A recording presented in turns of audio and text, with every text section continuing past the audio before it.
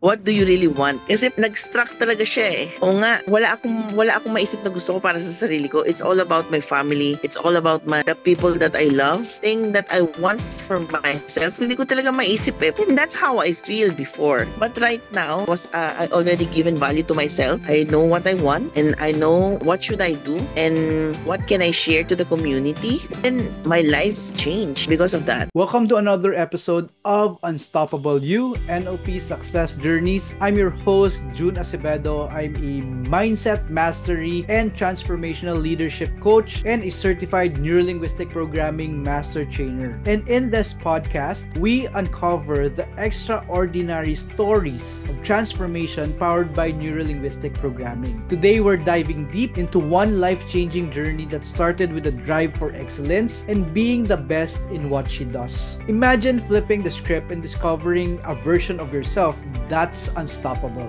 That's the power of NLP, and that's what we're exploring today. Now, allow me to introduce our guest for this evening, Coach Marie-Michelle Tan del Rosario, known to many as Niche or Coach Niche, is a dedicated entrepreneur and proprietress of Chenma International Manpower Services. With years of experience in the recruitment industry, her agency specializes in deploying skilled professionals to the Middle East and Asia, bridging opportunities between employers and job seekers. She's also passionate about empowering individuals and transforming lives through meaningful employment. And she takes pride in connecting talent with the right opportunities, ensuring ethical and efficient recruitment processes. Her journey has been one of perseverance, learning, and a deep commitment to making a positive impact in the industry. Ladies and gentlemen, allow me to welcome Coach Mitch. Can you take us back to the moment when everything changed in your life, no? What was your breaking point or wall that you were facing during that time? Yung, kumbaga, before NLP and yung nag-reach out ka sa akin for that discovery session, Coach Mitch. Before I approach you in NLP, actually, I'm looking for something in my life, coach. I won't say that naliligaw ako ng landas, but siguro it comes to the point that when we reach 40s, we will feel there's something missing. You're looking for something that you couldn't find. So I was curious about NLP because I wanted to learn or I wanted to appreciate other people's thoughts. So parang it started like that. I also wanted to enhance myself as a person. Kasi parang I know what I'm doing, but I don't know what value I can give to myself and to other people. Ano yung parang breaking point mo nung time na yun? Ano yung struggle mo nung time na yun, Coach Mitch? Oh, okay. My greatest struggle is I felt I'm alone. So it's the first time to feel that because my kid went abroad and I don't have anyone by my side. So I really felt into I don't want to say that I'm going into a depression, but that's how I feel at that time. So I'm looking for an enlightenment. Parang hindi ano, no? Parang expect that yan pala yung struggle mo during that time, Coach Mitch, nung Yes, nag-uusap actually, tayo, coach. no? Looking back, no, parang ngayon ko lang na-realize, coach, while you open it up with me, na ang hirap palang sadness, yun pala yung pinakamahirap na kalaban. If you feel sad, and then I wouldn't say it's boredom, but in sadness talaga. Nakakamatay palang malungkot.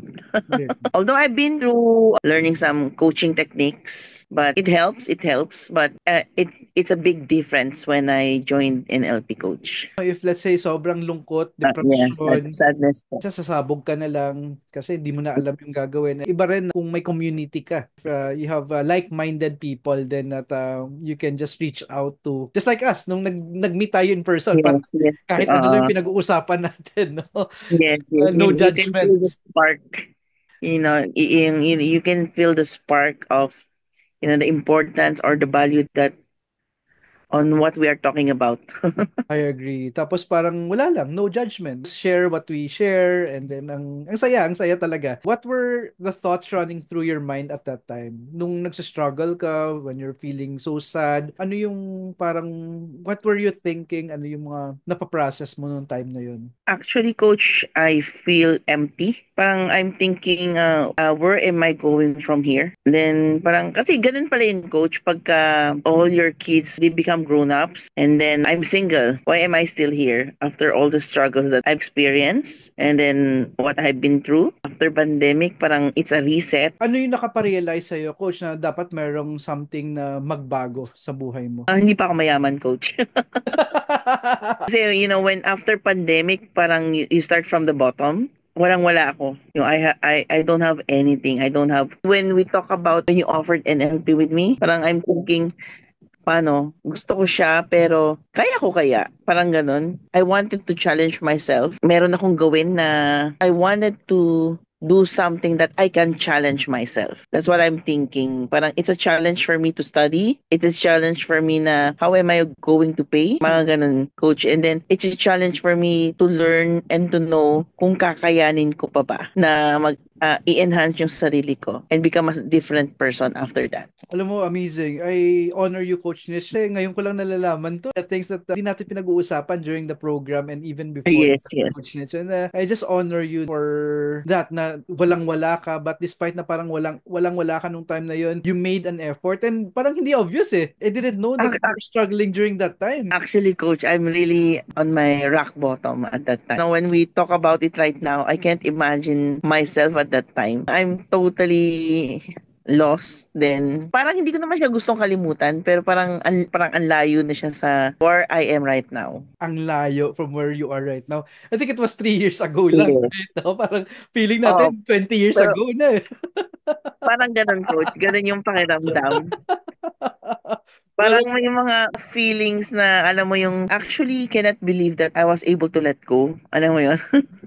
so amazing that you are so open to share it with us right now, Coach. And I honor you. I honor you, Coach. How did you first hear about NLP and what made you take the leap? Actually, I heard NLP through my sister Joanne kasi we were talking about beyond imaginable.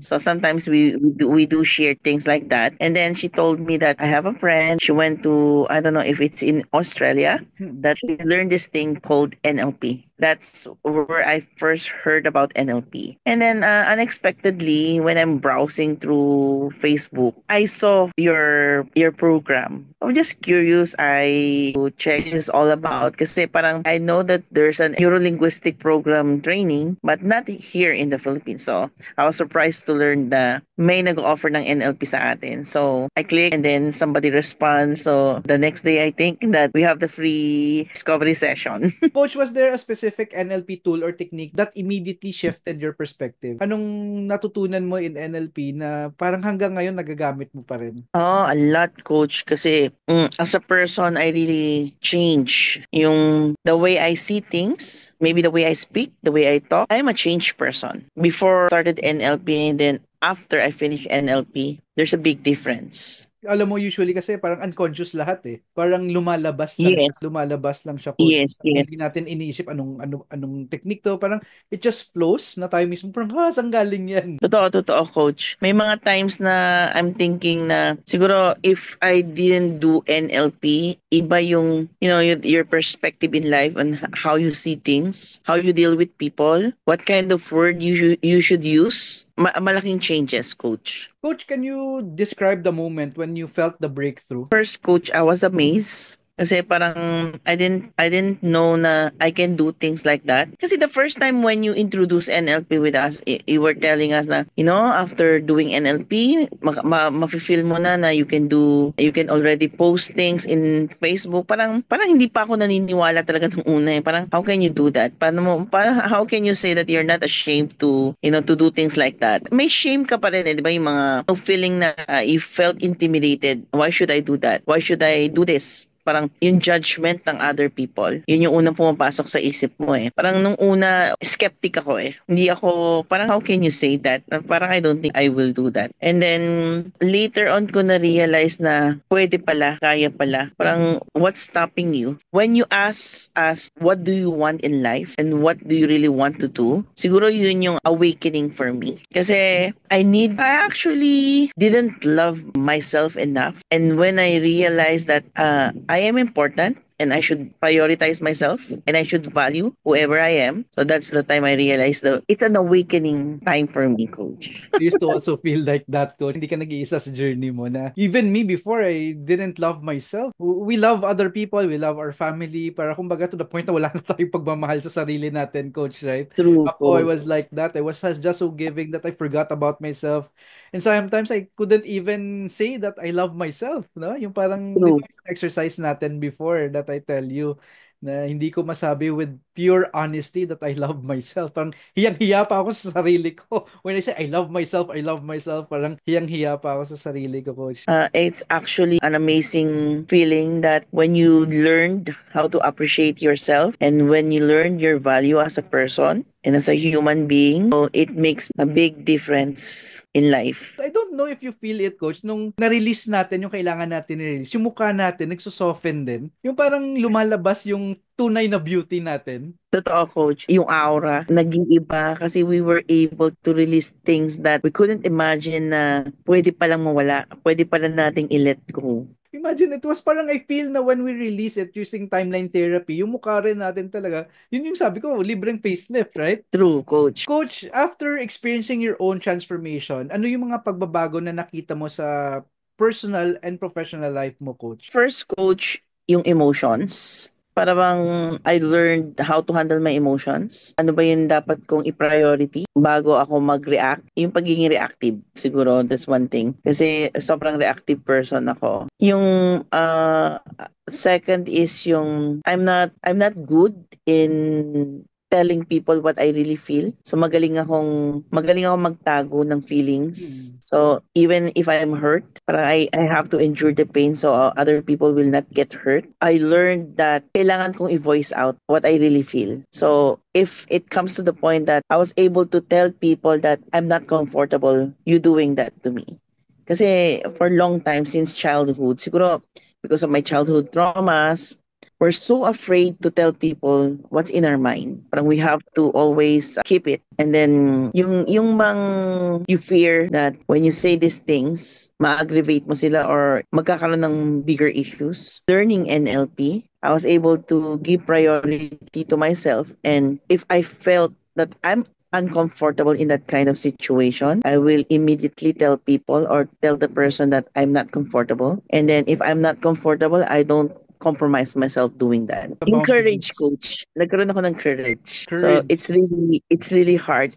Parang sometimes people will look at you and then they will tell you, oh, ang tapang-tapang mo. Pero parang yung tapang na yun is gusto mo lang ilabas yung tapang na yun dun sa mga taong pwedeng matakot sa'yo. But hindi ka talaga totoong matapang kasi wala kang lakas ng loob. You don't have the courage to show them or make them feel na they put you in a compromised situation and you're not comfortable with that. So parang for me, I was free from that kind of feeling and from that kind of compromised situation when I learned how to talk and to tell people what I really felt. To make that decision, coach. Imagine, yung mga ROI natin kasi sa NLP, hindi lang puro pera. It's a lot of things. True. Yung peace of mind, yung courage, being able to say what you want to say. Sometimes kasi, habang kinikimkim natin, yung hindi natin nasasabi, nagkakasakit tayo. Malabas sa physical because it's our body telling us na, uy, Jun, ayusin mo na to. Need to change something within you kasi yung, kumbaga, energy, negative energy, it's also affecting our body, Coach Nitch. That's true, coach. And then I have to share that I was a cancer survivor. So siguro long time ago, yun nga, because of that kind of attitude, siguro I suppress all my feelings. Don't let other people feel na I'm not really happy in that relationship or I'm not happy with my life, but I have to do things for other people. So siguro because of I suppress my feelings, nag-create siya ng cancer to my body. So parang siguro now parang looking back on that situation and then comparing myself, how am I doing right now? I feel free from all these things. You just don't care about the drama. You don't just care about the Exactly. things that couldn't help you. Para bang, di ba? To lessen the stress in your life. I agree. Those things that are not serving us really don't care that much. No, yung parang True. we know what we want already and this is what we want and we will do whatever it takes to get what we want, coach. No, yung whatever Agree. distractions yan, bahala kayo sa buhay nyo. Ito yung gusto ko. Ito yung Totoo, coach. it's different. It's really liberating. Alam mo, one thing that I got from Coach Joanne, nung nag one-on-one kami, ito yung sinabi niya. When she was able to transform daw, parang nakahinga siya. Ko, alam mo ba, coach, I was also feeling that way. Everything, yung parang it was just trapped inside, parang hindi lumalabas. And then pag nung na-release natin, parang, Yes, I'm actually really really proud of her kasi she's a changed person. It's like a year pero parang ang daming nabago. Parang when we see each other after a year, coach, I really feel the difference. Hindi na siya yung kapatid ko 1 year ago before she started NLP. alam mo, it's because of you, no? You, coach, and si Coach Joanne, then the willingness to apply what you, kumbaga, take action. At the end of the day, tayo din naman yung tutulong sa sarili natin, coach. Eh. Pero yung advantage natin, coach, tama yung proseso natin.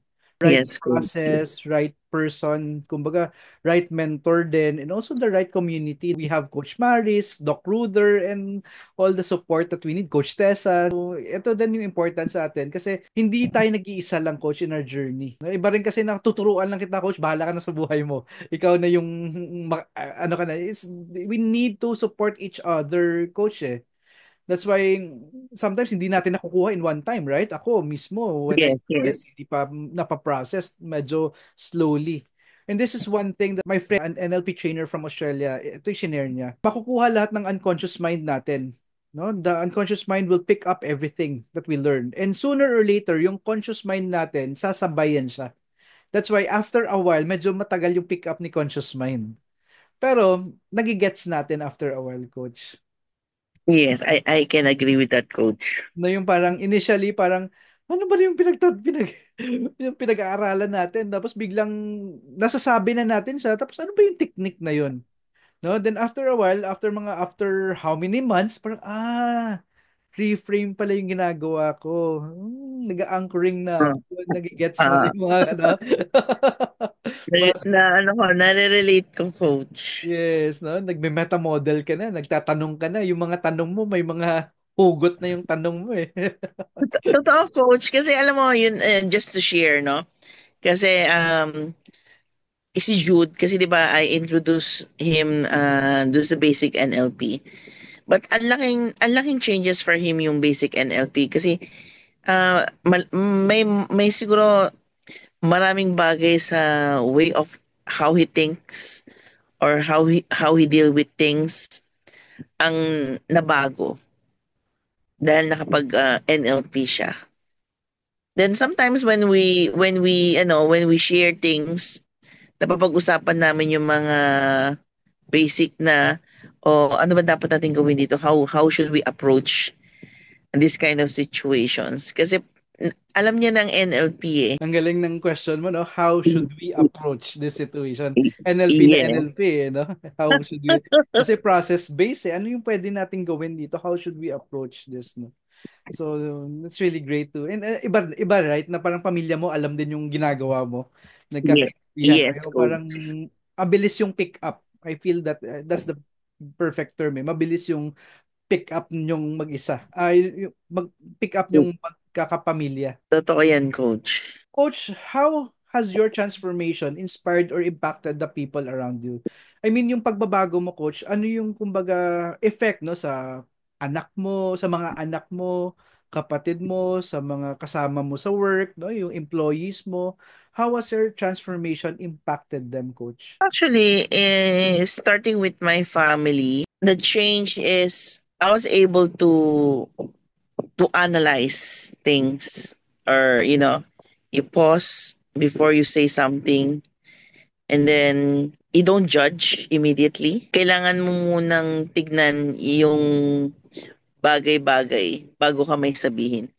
Pero in reality naman talaga with my relationship with my family, I'm the type of mom na medyo cool mom. Kasi parang the way I trained my children is may pagka westernized. So hindi naging mahirap para sa kanila mag-adjust dun sa mga natutunan ko rin. And at the same time siguro yung emotion. Kasi mahirap kalaban ng emotion, coach eh. Dahil mas mabilis tayong magalit sa family member natin Mm. kaysa sa ibang tao. So parang introducing, yung changing the way you react gives different impact. Like what you're telling us before, that before parang pag pinapagalitan, you snap if something happened sa family because mas mabilis tayo magalit sa family. That change kasi I learned how to pause and think about it before I react. Then, siguro sa work naman, parang little kasi coach when you learned NLP. Parang sometimes, nabasang-basa mo na yung gesture ng tao. You really, kumbaga, it's really hard to explain yung feeling mo na alam mo na yung sasabihin nila, hindi pa sila nagsasalita. And you're going to be amazed kasi parang nagiging manghuhula ka kahit na hindi ka manghuhula, 'di ba? So yung mga ganung bagay. So yung relationship namin between my staff, kasi before may mga times na I trust too much Mm. with my staff that end up bad kasi para bang tinatraidor ka nila dahil sa sobrang trust mo sa kanila. Yeah, I agree. Relate mo, coach, na Yeah. if Mm. you give too much trust, sometimes they betray you. Mm. If medyo stiff ka naman in terms of relationship with them, nagagalit naman sila sa'yo, 'di ba? Mm. So parang ngayon kasi what I do is I balance it, but I put boundaries. I put boundaries in dealing with them. So para ma-maintain namin yung professionalism. Yeah. So siguro that's one thing I learned. Nagagamit ko siya on how is it going to be my relationship with my staff. Mm. May limitations na siya. Para bang sometimes you have to push them, and then sometimes you have to, it's like a rubber band, coach, di ba? Parang ganon. Yung flexibility. And then siguro when it comes to my business, sobrang laking tulong. Kasi dati kasi parang I'm thinking, because my business is about human being, it's not goods eh. Hindi siya product eh. Yung business namin is dealing with people. So it's a manpower services. So napakahirap hanapin yung tamang pamamaraan para tumagal yung business mo. Yeah. Dahil most of the time, complain yung kinakaharap mo eh. Siguro, I can say na at least 40% na upgrade namin yung system namin. Siguro yung 60%, kailangan pa namin i-improve or we need to learn things na para mas malesen pa yung mga possible problem. Pero from zero, we were able to accomplish the 40% na-stabilize na namin. Nagkaroon na kami ng system how to deal with issues and problems of our workers. Ang galing. Ang laki na yan, ha? 40%, which is a really big number, ha?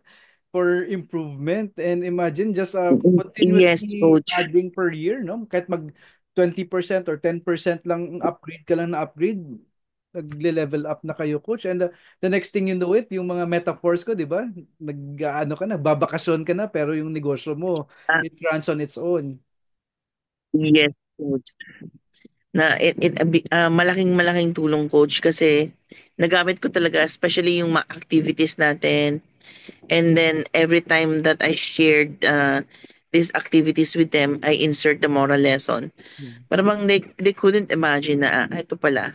Kasi the first question I asked them when I'm starting to do my orientation is, what is it that you want in your life? What Mm. is it that you want? What do you want? Because sometimes it's parang if we're going to talk about it, it's an easy questions. But when somebody already ask us that question, parang it's really hard to answer. Parang hindi mo talaga alam kung ano ba talaga gusto mo sa buhay mo eh.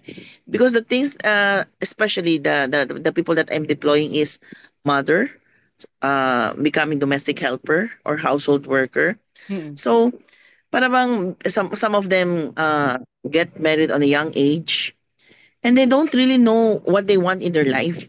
Parang they're doing things because it's their responsibility to do things. Their value as a person, nawawala na yun eh. Nakakalimutan din nila mismo yung kung sino sila. And that's really hard. So parang when I ask them that questions, parang sila rin mismo parang nag-iisip sila bigla, napapatulala sila na, oo nga naman, ano ba talagang gusto namin? Yan kasi yung thrust ko talaga eh, that you also apply it to other people. And alam mo, coach, yung ginagawa mo, you're transforming OFW's life. Yung mindset ng mga OFW na lumalabas na hindi lang sila parang ATM machine, no? Ano na sila, money-making machine lang sila, but they have something Yes, they could also look forward to. Alam mo ba, coach, that when I do discovery sessions, the easiest thing to answer is ano yung struggle mo? No? Ano yung struggle mo? Ano yung problema mo? Ang bilis, right? Ang yes, bilis. But when we ask, ano ba yung gusto mo talaga? No, what is it that you want? Just like what you ask. That's the time that they would really pause, no? Because they're so yes. focused on the problems that in reality, ano ba talaga yung gusto ko sa buhay? Totoo, coach. So, di ba tayo? We were like that eh. We were like that then eh. And just like It, and then it, maganda rin kasi coach that when you shared your story earlier about loving yourself, you can also share that story to them, no? Na alam nyo, hindi lang kayo nagganyan. Ako rin. yes. Yung favorite kong questions mo sa amin, coach. When you keep on repeating that, what is it that you want? Hmm. What do you really want? Kasi parang nag-struck talaga siya eh. You know, yung, o nga, wala akong maisip na gusto ko para sa sarili ko. It's all about my family. It's all about my, the people that I love. But the thing that I want for myself, hindi ko talaga maisip eh, parang ganon. And that's how I feel before. But right now, I already given value to myself. I know what I want and I know what should I do and what can I share to the community.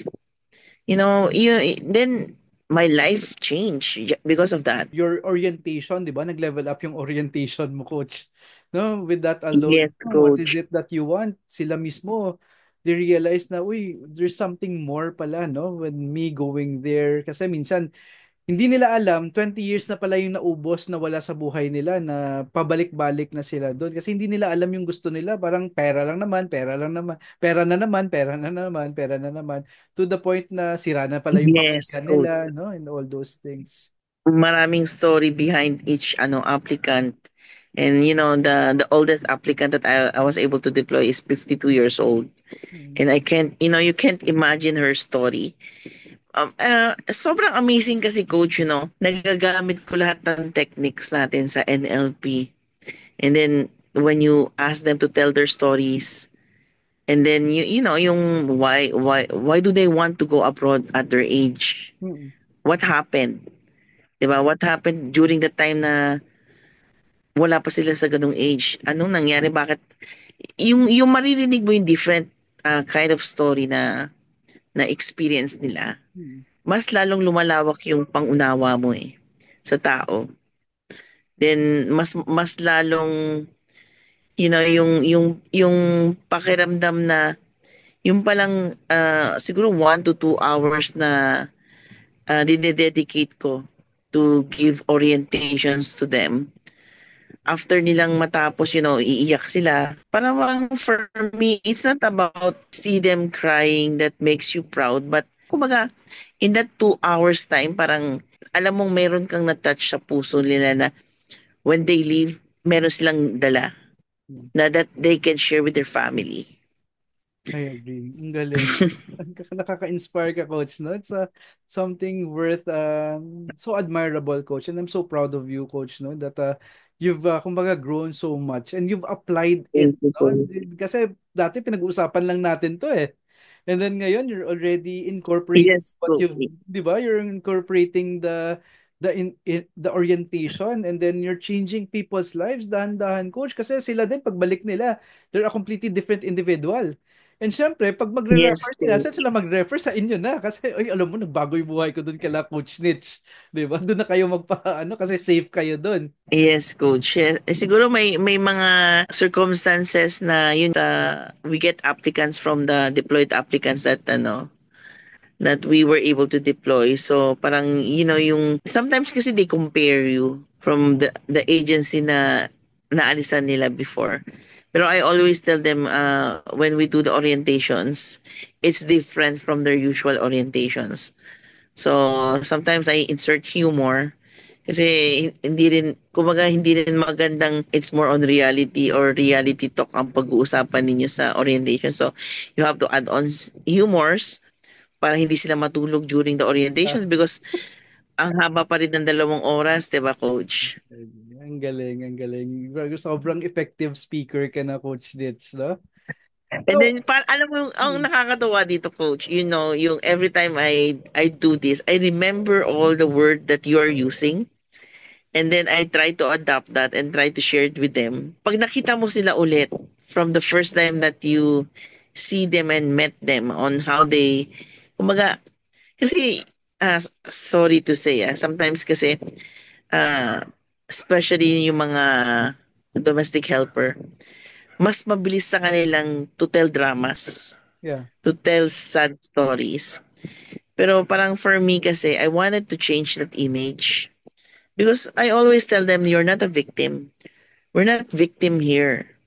So dapat you have to change that we are all victorious people, or I'm a victorious person. So you have to change the way you think para hindi ka forever na mahirap. Kasi yun coach eh. Pag na-try na bago mo yung pananaw nila, malaking tulong na yun. Parang it's a small seed that you're going to plant in their subconscious. And then later on, dun mo makikita kung ano yung magiging pagbabago para sa kanila. It's like a mustard seed, coach. Amazing, no? Metaphor. Yeah, definitely a mustard seed, no? And then you know what you're Yeah. doing kasi coach eh. That's the power there, no? Kasi coach, they were programmed like that eh. No, yung mga parents nila, yung mga friends nila, they were programmed na pag nag-uusap, puro kadramahan, no? Puro kadramahan. Yes. So, a lot of them, ganyan din yung mindset na drama lang, ang hirap ng buhay, wala nang saysay yung ganyan. And then you Victim telling, mentality. yeah, the victim mentality, and you telling them that you are victorious, you are a victor. Pwede pala yun. Pwede pala ako mag-isip na victor ako, right? And just like a mustard seed, 'di ba? It would grow towards a gigantic tree, coach, no? And yung hindi mo namamalayan doon pala kung saan sila na-deploy, yung mga na-meet nila doon, they're also planting seeds there. Yes, coach. And it Amazing will, coach, no? yeah, and it will go back to you, coach. Eh. It will go back to you. This is the beauty of what we do. Minsan hindi natin namamalayan na marami na pala tayong natutulungan. Even for me, no, when I do videos, alam mo, minsan, may nanonood ba ng video ko na to? May nanonood ba? Pero after a while, may namimit ako ng mga tao that they would, alam mo ba, June, napanood ko yung video mo last time. Parang na-inspire ako. Sabi ko, ay, thank you. May nanonood rin pala. Kaya, sometimes, no, sometimes we don't see the results right there and then, coach. Pero, we just have to keep at it. And I feel that because of the support then that we have with each other, kasi may mga times talaga nakakapagod din eh. Let's be Totoo, coach. honest, no? Nababurn din Yeah, tayo. nababurn out din tayo. And sometimes yung mga plano natin hindi rin na susunod. Yes. That's the beauty lang kasi we have each other and we have tools din na pa-process natin, no? Na, uy, hindi ito pangkabuhayan na magiging ganito.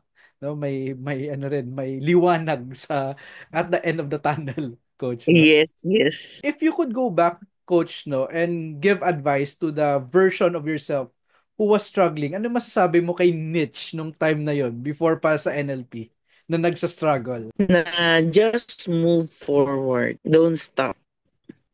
Because that's what I do, coach. In my in times of you're really hit rock bottom, the only thing I do is not to stop because you'll never know. Kasi when you stop, para bang tinapos mo na eh. Yeah. Hindi mo you cannot see the rainbow when you stop because of the adversities, you need to go walk. If you need to run, run until you reach that end of the rainbow. But we're really proud of you, coach. I met a different type of coaches, but the way the way your patience, that's number one, coach. And how you explain things to us is different. So para bang sabi ko nga, coach, don't stop, because what you are doing, you don't stop. Tuloy-tuloy lang, coach. Sometimes, there was a time that when I started NLP, may time talaga na I'm so tired because we're doing it on a weekend. Yeah. Pero parang I keep I keep on going, because all the things that you're saying, meron talagang kapupulutan eh. So that's how grateful I am, coach. Hearing that from you, Coach Nitch, I just feel so humbled and honored. And because of you, it just, kumbaga, nandyan din yung drive ko to keep giving value to other people. Kaya nga, alam mo, Coach Nitch, this is one thing that I always put in my mind. No? If I stop, baka yung next na tao na dapat kong kausapin might be the person that I will change their life. I just have to, kumbaga, yun nga, keep pushing forward, no? Keep pushing forward, Coach Nitch. Thank you. Thank you for that, Yes, coach. no? Thank you for the reminder. Just a quick recap, everyone. A feeling of being trapped, feeling so sad, feeling so alone. Coach Nitch showed us that it's possible pala to rewrite our stories. Now, ano yung key? Keep moving forward. No? Keep moving forward. And take action and apply what you learn. Now, for me, Coach Nitch, these are the three things that I got. No? Number one is really have the courage. Have the courage. Very, ano talaga yun, yung parang very eye-opening eh. Na it was the courage that gave, Yes. yung kumbaga yun yung nakuha mo talaga, no? The courage. And really to apply to, kumbaga sa, in little ways na apply natin, we give back to the employees, yung sa mga pupunta sa ibang bansa, ano? And again, to support each other, Coach Nitch. So I honor you and I'm so thankful and grateful for you, Coach Nitch, no, for your time here. Now, Coach Nitch, if you could summarize your journey in one sentence, ano yun? Although my life is full of challenge, I'm still grateful, and I'm always grateful because I'm still here. I'm grateful for being here. Grateful for being here. No, it's me too. Yes. So thankful and grateful for being here. I'm so thankful and grateful for your life, then Coach Nitch, for the Thank friendship. you Huh? po. Alam mo, ito yung one thing that I've gotten from the experience, no, from knowing everyone, is I gained a lot of great friends. No? Naging friends tayo, no? And I get to Yes, learn coach. from you. And kumbaga, kahit pa bago lang tayo nagkakilala, parang feeling natin ang close-close na natin. Yes, parang yeah, yung sabi ko nga, coach, I use the word spark. Yes, Kasi 'di yes. ba, sometimes may mga kausap ka pero parang feeling mo parang, "Oh, ano bang sense ng pinag-uusapan natin?" Pero parang parang yun 'pag tayo ang nag-uusap, iba, eh, parang ang layo ng nararating. Oo. Minsan Yun business tapos dun, biglang spirituality na. yes, may mga nata-touch tayo na spark sa mga buhay natin. And Ayun. then yun kumbaga sometimes nakaka-feel tayo ng lobat. Yeah. But yung connections, parang yun yung nagiging charge natin, eh. Nagcha-charge tayo ulit na babalik yung mga part ng body natin na parang, feeling natin ayaw na mag-function, pero nabubuhayan ulit. Parang gano'n, coach. Sessions like this, moments like this, we recharge and we get to be reminded, no, of how great pala yung ginagawa natin, Coach Nitch, and hindi tayo nag-iisa in our journey din, no? What's one powerful belief or mantra you now live by thanks to NLP? When they touch their heart and then they feel their heartbeat, it's like our life. Every time your heartbeat goes up and down, you have to be grateful and thankful, because meaning, in spite of facing adversities, there's always solutions on whatever problems that you have. But as long that your heart goes on beating, meaning that you're still alive. So I prefer that my life will be it would be like a roller coaster because I know I'm still alive. Because when your heart stops and you don't hear that beat anymore, that's the end of the line. So be grateful that your heart keeps on beating. Now, Coach Nitch, for anyone listening and watching this who feels stuck right now sa buhay nila, ano yung message mo sa kanila, Coach Nitch? It's not it's not easy, especially when you are trapped in the dark. Always remember that we're here for a purpose. Mm-mm. Sometimes hindi pa lang natin yun nakikita. That's why we don't stop. When the right things will go in your way, may tamang timing yun. You just have to wait for the right time. Sometimes, don't push yourself too hard. Kasi ang nangyayari kasi sa atin, coach, sometimes is we're pushing ourselves. Kaya the more impulsive you become, lalo mong hindi nakikita yung light eh. Pero pag yan na, dadating na talaga. Dadating na lang yan. The least you expect it. Nandyan na yan. Great reminder to just step back, no? Step back. And we need each other. That's why complementary yung community natin, Coach. Kasi nakikita ko yung kailangan ko itulong sa'yo. And then, ikaw din, sometimes meron kang masasabi sa akin na hindi ko na, ay, ito pala yung kailangan ko ngayon sa journey Yes. ko, Coach. Coach, I just honor you. I'm so thankful and grateful for this opportunity. It's an honor, coach. It's Me an too. honor for me. Now, everyone watching this and listening to this, now it's your turn. What's your breakthrough moment waiting to happen? Now, what's your breakthrough moment waiting to happen? Now, before we formally end, Coach Nitch, can they reach out to you or any projects or kumbaga this is your opportunity to share kung about your business or do you have any programs coming up, Coach Nitch, no? How can people contact you especially kung magpapa-abroad sila, no? Actually, coach, um, in I'm trying to work on to that. Kasi, my passion is to give spark to other people's life. Mm. But parang it's a reminder for me to na long time ago I started like what I called myself Madam RBF, Mm. pero hindi ko siya nasimulan. Siguro for me it's about time na simulan ko siya, coach. Pero right now kasi our agency is Sunma International Manpower Services. So we do cater household worker and some skilled works. Our office is in Manila, Paco, Manila. But you can check us in the website of DMW. Wow.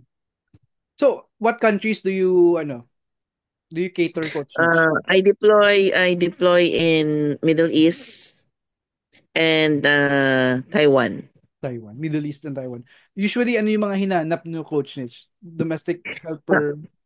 Household worker, but we also right now may mga skilled work kami like cleaners, uh, salesperson, mga for restaurant, ganyan. So, mas maganda kasing, I'm really looking forward na instead deploying a household worker, ma-upgrade sila into cleaners and skilled work. Mas makakabuti kasi para sa kanila yon. I see. I agree, Coach Nitch. So, ano to, lalaki babae, Coach, or purely Mas majority kasi coach babae babae? kaysa sa lalaki. I see. So, everyone watching this, kung kailangan yung magpa-abroad, si Coach Nitch na yung bahala sa inyo. Reach out sa kanya and magpa-schedule na kayo sa manpower agency ni Coach Nitch, no? And watch out everyone for Madam RBF. It's a Yes, so that coach. so it's one way of Coach Nitch giving back naman sa lahat, no, the other people. So Coach Nitch, I honor you. I'm so thankful and grateful for the wisdom that you shared with me, no, and everyone watching and listening to this. I know that you will touch a lot of lives. Nakaka-inspire talaga yung kwento mo, Coach Nitch, and ako mismo in my time right now, this is just the ideal session for me that I needed this in my life right now, Coach Nitch. Now, once again, everyone, I'm June Acevedo, a certified neurolinguistic programming master trainer and a mindset mastery and transformational leadership coach.